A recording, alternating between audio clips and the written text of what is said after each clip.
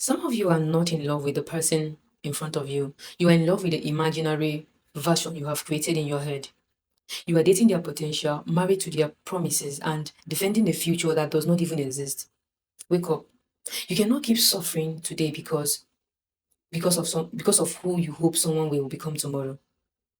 I think one of the hardest thing to accept about people is that we often fall in love with potential. We see who someone could become.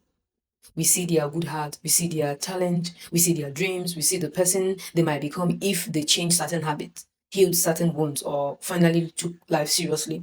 And because we can see that person so clearly, we start believing that version is who they really are. But sometimes we are not loving the person, we are loving the possibility. And that is where we get ourselves into trouble. This message is for me too, because I think we have all heard moments where we have looked at someone and thought, I know there is a good person in them. And maybe there is, but a person's potential is not the same as their reality. Someone can have a good heart and still treat you badly. Someone can have potential and still refuse to grow. Someone can promise to change and still remain exactly the same.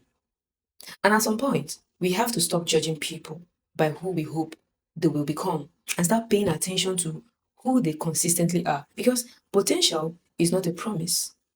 Potential is possibility, and possibility means it may happen or it may never happen. The problem begins when you build your entire life around someone's potential. You keep waiting, you keep forgiving, you keep making excuses. You keep saying they are going through a lot. They will change. They just need time. Deep down, they are a good person. Maybe they are. But how long are you willing to suffer while waiting for someone to become the person you believe they could be? That's the question. Because sometimes we become so attached to someone's potential that we ignore their patterns. We ignore the way they actually treat us. We ignore what they consistently show us. We keep holding on to the future while the present is hurting us. And the present is the only thing we actually have. I have learned that people show us who they are through patterns, not promises. Anybody can promise. Anybody can apologize. Anybody can say, I will do better. But eventually, behavior tells the truth. And if someone keeps showing you the same behavior, you have to believe what you are seeing.